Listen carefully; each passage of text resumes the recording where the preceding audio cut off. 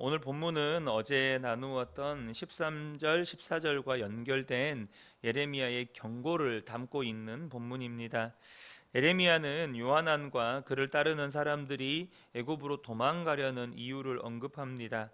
그들은 바벨론의 침략을 피해 도주하려고 하지만 그것은 잘못된 판단이었습니다. 에레미야는 그들이 애굽으로 피한다 할지라도 애굽 땅에까지 바벨론의 칼이 미칠 것이라고 말합니다. 16절을 보면 너희가 두려워하는 칼이 애굽 땅으로 따라가서 너희에게 미칠 것이요 너희가 두려워하는 기근이 애굽으로 급히 따라가서 너희에게 임하리니 너희가 거기에서 죽을 것이라. 하나님은 하나님이 아닌 애굽을 피난처로 여기는 그들의 생각을 무참히 깨뜨리실 것입니다. 그리고 오히려 예루살렘에 임한 하나님의 노여움이 애굽에까지 미치게 하실 것입니다. 18절을 보면 만군의 여호와 이스라엘의 하나님께서 이와 같이 말씀하시되 나의 노여움과 분을 예루살렘 주민에게 부은 것 같이 너희가 애굽에 이를 때에 나의 분을 너희에게 부으리니 너희가 가증함과 놀램과 저주와 치욕거리가 될 것이라 너희가 다시는 이 땅을 보지 못하리라 하시도다. 이렇게 말씀하십니다. 무엇보다 예레미야는 자신에게 기도를 부탁할 때 하나님의 말씀이 좋든지 좋지 않든지 순종하겠다고 했던 그들의 속과 겉이 다른 위선을 비판합니다. 20절에 너희가 나를 너희 하나님 여호와께 보내며 이르기를 우리를 위하여 우리 하나님 여호와께 기도하고 우리 하나님 여호와께서 말씀하신 대로 우리에게 전하라 우리가 그대로 행하리라 하여 너희 마음을 속였느니라. 그들은 당장의 위기에서 벗어나기 위해서 마음에도 없는 말을 에레미야에게 하는 것이죠. 하나님이 무슨 말씀을 하시든지 따르겠다. 그들은 이미 애굽으로 도망치기로 마음의 결정을 내렸으면서 하나님이 말씀하시면 순종하겠다고 정말 에레미야에게 그렇게 겉과 속이 다른 말을 했던 것이죠. 지금 에레미야는 요한안과 그를 따르는 자들을 향해 너희 하나님 여호와의 목소리를 도무지 순종하지 않는다고 하면서 예루살렘이 멸망할 수밖에 없었던 상황과 지금 동일한 상황인 것을 말씀해주고 있습니다. 예레미야 38장 15절에 보면 예레미야가 시드기야에게 이르되 내가 이 일을 왕에게 아시게 하여도 왕이 결코 나를 죽이지 아니하시리이까 가령 내가 왕을 고난다 할지라도 왕이 듣지 아니하시리이다. 그러니까 시드기야에게 계속해서 권했음에도 불구하고 시드기야가 에레미야를 통해서 선포된 하나님의 말씀에 순종하지 않았던 그때의 상황과 지금 똑같다는 것을 지금 말하고 있는 것이죠.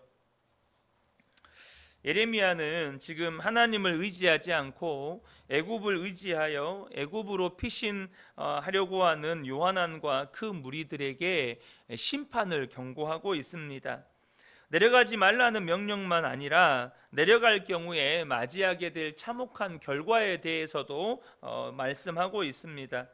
애굽은 그들의 기대처럼 재난을 피할 수 있는 안전한 나라가 아니라 칼과 기근과 질병이 기어이 애굽까지 쫓아가서 애굽의 보호 아래 살아남겠다고 하는 모든 자들을 삼키게 될 것이라고 분명하게 경고하고 있습니다.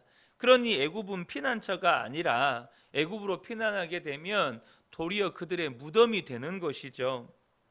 그런데 여러분, 왜 그들은 애굽으로 내려가려고 했을까요? 그것은 인간의 생각으로 계산했기 때문입니다. 인간의 눈으로 볼 때, 인간의 생각으로 계산해 볼 때 지금 바벨론이라고 하는 이 강력한 제국을 맞상대할 수 있는 그의 버금가는 강력한 나라는 애굽밖에 없는 거예요. 그러니까 바벨론이라고 하는 나라로부터 자신을 지켜줄 수 있는 나라는 애굽밖에 없다고 그들은 생각했기 때문입니다. 그들의 생각으로 계산을 내린 거예요. 계산한 것입니다. 그러니까 바벨론이라고 하는 나라보다 어쩌면 더 강력해 보이는 나라가 그들은 애굽이라고 생각한 것이죠. 그들은 여기서 치명적인 실수를 한 것입니다. 그들은 계산할 줄 아는 자기들의 지식과 생각만 사용했지 믿음을 사용하지 않은 거예요. 이것이 그들의 치명적인 실수입니다. 믿음은 사용하지 않고 그들의 생각 혹은 그들의 지식을 통해서 계산만 했다는 거예요. 적어도 그들이 예루살렘의 멸망이라는 하나님의 심판을 경험했다면, 또 그 이전에 에레미야를 통해서 선포되었던 하나님의 경고의 말씀을 알고 있다면, 그 하나님이 어떤 분이신지, 하나님이 무슨 말씀을 하셨는지, 하나님이 무슨 일을 행하셨는지 믿음으로 돌아봤어야 했습니다. 그러나 그들은 믿음을 사용하지 않고 그들의 지식과 그들의 생각을 통해서 계산해 보고 앉아 있는 거예요. 바벨론의 군사력은 얼마? 애굽의 군사력은 얼마? 바벨론의 인구수는 얼마? 애굽의 인구수는 얼마? 바벨론의 무기는 이렇고 애굽의 무기는 이렇고, 바벨론의 용맹한 장수는 이렇고 애굽의 용맹한 장수는 이렇고, 자꾸 계산해 보는 거예요. 사랑하는 성도 여러분, 저와 여러분이 어떤 위기가 닥쳤을 때 여러분 계산하지 마세요. 여러분 믿음을 사용하시기 바랍니다. 그때 여러분 믿음을 쓰셔야 돼요. 믿음을 쓴다는 말이 무슨 말입니까? 계산은요, 하나님을 생각하지 않아요. 계산은 언제나 상황이나 형편을 생각합니다.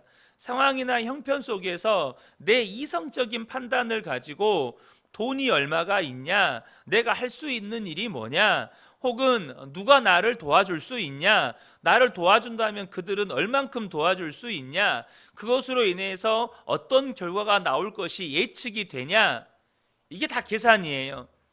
그런데 여러분 믿음은 무엇입니까? 하나님을 생각하는 것입니다. 하나님이 내게 무슨 말씀을 하셨는지를 생각하는 것입니다.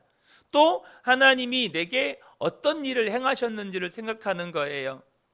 그러면 여러분, 믿음의 사용은요, 사실 결과가 잘 보이지 않아요. 내가 순종하면 하나님이 이렇게 하시겠지라는 미래가 예측되지 않습니다. 그냥 하나님이 이렇게 말씀하셨으니, 하나님께서 내게 이런 일을 행하셨으니 하나님의 말씀편을 선택하고 하나님의 말씀대로 순종하는 것입니다. 그런데 내가 순종하면 이렇게 되겠지라는 예측은 되지 않아요. 미래는 보이지 않습니다. 그래서 믿음이라고 하는 거예요. 그래서 믿음이라고 하는 것입니다. 예를 들면 여러분, 모세가 하나님께서 모세를 시내산에 만나셨을 때 지팡이를 던져 보아라 라고 했을 때 그 지팡이를 던져야겠다라고 생각을 하잖아요. 말씀대로. 그러면 그 지팡이가 뱀으로 바뀌게 될 거라는 걸 예측할 수 있나요? 예측이 안 됩니다. 네 옷 속에다가 손을 집어넣어 봐라, 하나님 말씀하셨어요. 그럼 내가 손을 집어넣으면 내 손에서 무슨 일이 생길 거라는 게 예측이 되나요?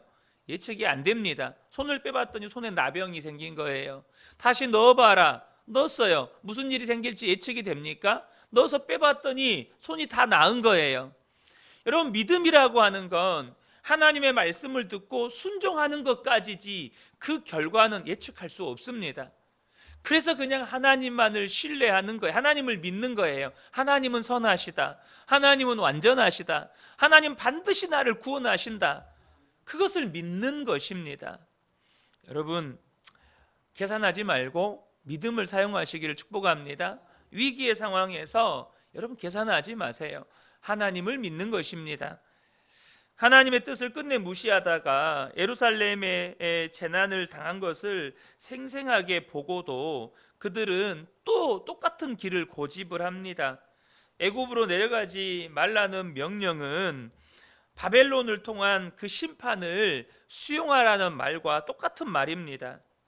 하나님은 다시 한번 이 유다 백성들에게 머물 것인가 내려갈 것인가 두 길을 제시하고 선택할 것을 요구하십니다. 그런데 우리는요, 여기에서 하나님의 요구가 무엇을 의미하는 것인지를 분명하게 아셔야 합니다. 하나님은 지금 예루살렘에 머물 것을 말씀하시는데, 그것은 여러분 지금 예루살렘 상황이 어떻습니까? 예루살렘은요, 성벽이 다 무너져 있는 상태입니다. 그러니까 그들을 보호할 수 있는 안전장치가 없습니다. 성전도 불타버렸습니다. 하나님을 온전히 예배할 수 있는 처소조차도 사실 없습니다. 그런데 그들이 그 불타버렸던 성전이 어떤 곳이었습니까? 국가에 의해, 나라에 의해서 임명된 제사장과 선지자들에 의해서 우상 숭배가 자행되었던 곳입니다. 그래서 하나님께서 그곳을 불타게 만드신 것입니다. 그러면 여러분, 성벽도 없고 성전도 불타버린 그 예루살렘에 머물라는 뜻은 과연 뭘까요? 너희들 그대로 있다가 바벨론이 침공해 오면 그대로 바벨론의 침공을 받아서 멸망당해라, 이런 뜻입니까? 그게 아니라는 것입니다. 그것은 눈에 보이는 예루살렘에 머물라는 뜻이 아니고 하나님 품 안에 거하라는 뜻입니다. 너희를 보호해 줄 수 있는 아무것도, 어떤 안전장치도 없는, 또 그들이 의지할 수 있는 어떤 우상 숭배도 할 수 없는 그곳, 우상을 숭배했던 예루살렘 성전은 불타버렸고 그들을 안전하게 지켜줬던 예루살렘 성벽은 다 무너졌는데 너희들이 의지할 수 있는 것이 아무것도 없는 그곳에 머물라는 말은 하나님 품 안에 거하라는 뜻입니다. 하나님만 의지하라는 뜻이에요. 분명히 눈에 보기에는 가장 위험해 보이는 곳입니다. 지금 바벨론 군사들의 죽음의 책임을 묻기 위해서 출병을 합니다. 예루살렘의 남은 자들은 다시 한번 풍전등화의 위기에 직면해 있는 것입니다. 그런데 주님은 그 예루살렘에 머물라고 말씀하세요. 사랑하는 성도 여러분, 때로 하나님은 저와 여러분에게 가장 위험해 보이고 가장 어려워 보이는 상황에 머물라고 말씀하실 때가 있습니다. 때로는 그런 상황으로 들어가라고 말씀하실 때가 있어요. 본문에서 말씀하신 것처럼 그런 예루살렘에 머물라고 말씀하실 때도 있고, 때로는 범람하는 그 요단강, 정말로 몇 발자국만 들어갔다가는 급류에 쓸려 내려가 버릴 것 같은 그 요단강으로 발걸음을 내디디라고 말씀하실 때도 있습니다. 그런데 그때 저와 여러분이 깨달아야 합니다. 그것은 가장 안전한 하나님의 품에 머물라는 뜻입니다. 왜요? 여러분, 우리가요, 언제가 가장 안전한지를 아셔야 합니다. 여러분, 저와 여러분에게 언제가 가장 안전할까요? 하나님 외에는 의지할 것이 없는 때가 가장 안전한 때입니다. 여러분, 이거 절대 잊으시면 안 돼요. 하나님 말고는 의지할 것이 아무것도 없는 그때가 가장 안전한 때예요. 여러분, 우리가 오직 하나님만 의지해요. 오직 하나님만 바라봐요. 하나님의 얼굴만을 구해요. 하나님의 도우심만을 구하고 있어요. 여러분, 그때가 가장 안전한 때예요. 왜요? 주님만 붙잡고 있으니까. 여러분, 사람 의지하지 말고 더 좋은 처지와 형편 찾아가지 말고 하나님만 의지하라는 것입니다. 여러분, 그러니까 하나님께서 지금 선택을 우리에게 요구하시는 것입니다. 가장 위험한 길과 가장 안전한 길. 가장 위험한 길은 어디예요? 애굽으로 내려가는 길. 가장 안전한 길은 어디입니까? 예루살렘, 곧 하나님 품 안에 머물러 있는 길. 그것이 가장 안전한 거예요. 지금 하나님이 가장 위험한 길을 제시하고 그 위험한 길에 머물라고 하는 것처럼 보여요. 계산을 하면 그렇게만 보입니다. 근데 믿음을 사용하면 가장 안전한 길임을 깨닫게 됩니다. 또한 이미 예루살렘에서 겪은 일에 이제 애굽에서 겪을 일까지 하나님은 에레미야를 통해서 말씀하고 계십니다. 요한난과 그 무리들은 하나님의 뜻을 몰랐다고 핑계할 수 없을 만큼 충분히 경고하시고 예고하십니다. 이제 선택과 그 선택에 따른 책임도 오롯이 그들의 몫이에요.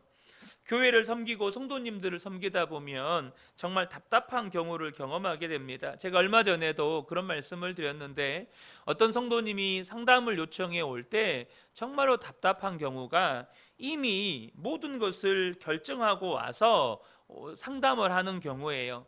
이미 본인 스스로가 마음의 결정을 내렸고 저에게 상담을 요청해 오면 어떤 조언을 해도 그 조언이 그 사람의 귀에 들리지 않습니다. 이미 결정을 다 내려서 저도 느껴요.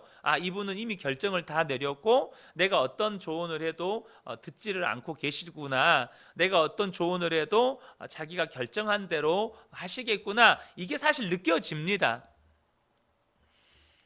그런데 그 경우에 이제 어쨌든 그렇게 이제 조언을 하는데요.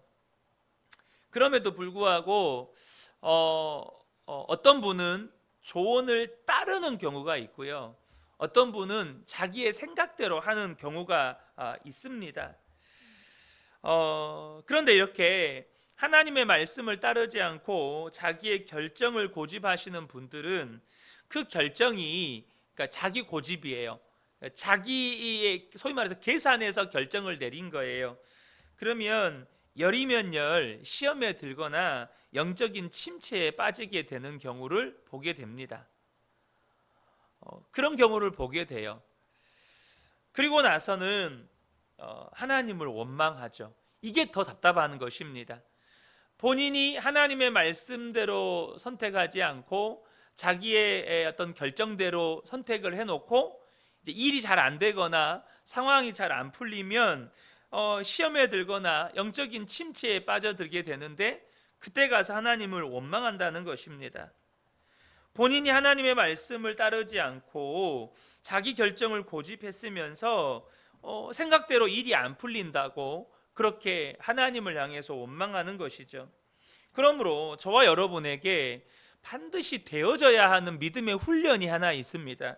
그게 뭐냐면 내 생각이나 계획과 하나님의 말씀이 충돌할 때 내 생각과 계획을 내려놓는 훈련, 곧 자기 부인 훈련이 반드시 필요합니다. 여러분, 우리는 그런 경우를 정말 자주 만나게 됩니다. 내 생각과 계획과 하나님의 말씀이 충돌하는 경우를 정말 자주 만나게 돼요. 그건 뭘 의미하는 걸까요? 아직도 십자가에 못 박지 못한 자아가 내 안에 살아있다는 것입니다. 내 계획을 고집하고 내 생각을 고집하고 내 감정을 고집하고 내 마음대로 내 뜻대로 내 생각대로 하고 싶은 자아가 아직도 처리되지 않은 자아가 여전히 내 안에 살아있다는 거예요. 그래서 하나님의 말씀과 내 생각이나 계획이 충돌해요. 여러분, 그때요 저와 여러분에게 반드시 되어져야 할 믿음의 훈련이 있어요. 오직 의인은 믿음으로 말미암아 살아요. 근데 무슨 믿음의 훈련이 되어져야 합니까? 바로 자기 부인의 훈련입니다. 내 생각과 내 계획을 십자가에 못 박는 훈련이에요. 마태복음 16장 24절에 보면 이에 예수께서 제자들에게 이르시되 누구든지 나를 따라오려거든 자기를 부인하고 자기 십자가를 지고 나를 따를 것이니라. 예수님을 따르려면 반드시 필요한 게 있는데 자기 부인입니다. 자기 부인이 필요해요. 그래서 우리가 일상의 삶을 살아갈 때요 빈번하게 겪게 되는 게 뭐냐면 내 생각과 계획과 하나님의 말씀이 충돌하는 일들을 경험하게 돼요. 그래서 하나님의 말씀을 듣잖아요. 뭔가 불편해요. 뭔가 거북해요. 때로는 내 속에서 막 화와 짜증이 올라오기도 해요. 뭘 의미하는 걸까요? 하나님의 말씀에 아멘이 안 되고 막 내 안에서 막 불편함과 거북함과 어떤 분노나 막 짜증이 올라온다는 건 아직도 말씀 앞에서 처리되지 못한 자아가 살아있다는 거예요. 그때 어떻게 해야 합니까? 하나님, 여전히 내 안에 이렇게 내 자아가 살아있습니다. 주님, 내 자아를 십자가에 못 박습니다. 나는 죽었습니다. 이렇게 믿음으로 고백하고 하나님의 말씀 앞에 이렇게 부정적으로 반응하고 있는 내 자아를 십자가에 못 박는 작업을 하셔야 돼요. 가서 십자가에 대놓고 실제로 못을 박으라는 말이 아니고 그 자아를 하나님 앞에 고백하고 죽었다고 선포하는 거예요. 주님, 이렇게 하나님의 말씀 앞에 내가 이렇게 시퍼렇게 살아있는 내 자아를 십자가에 못 박습니다. 주님, 나는 분명히 죽었습니다. 그런데 이렇게 여러분 믿음의 싸움을 해가면 어느 순간 그렇게 불편했고 거북스러웠던 그 말씀 앞에 아멘이 되는 순간을 맞이하게 됩니다. 도리어 그것이 기쁨이 되는 순간을 맞이하게 돼요. 그게 뭘 의미하는 거죠? 내 자아의 죽음이 실제가 되었다는 것을 의미합니다. 내 자아가 진짜 죽어버렸어요. 그러니까 그 전에는 그렇게 거북했고 불편했고 도무지 아멘이 안 되고 순종이 안 되는 말씀이었는데 이제는 기쁨으로 아멘이 되고 순종이 되는 거죠. 사랑하는 성도 여러분, 저와 여러분이 정말 신앙생활을 해갈 때 계산이 아니라 정말 믿음을 사용하셔서 날마다 주의 말씀 따라 살아가는 복된 분들 되시기를 예수님의 이름으로 축복합니다. 아멘.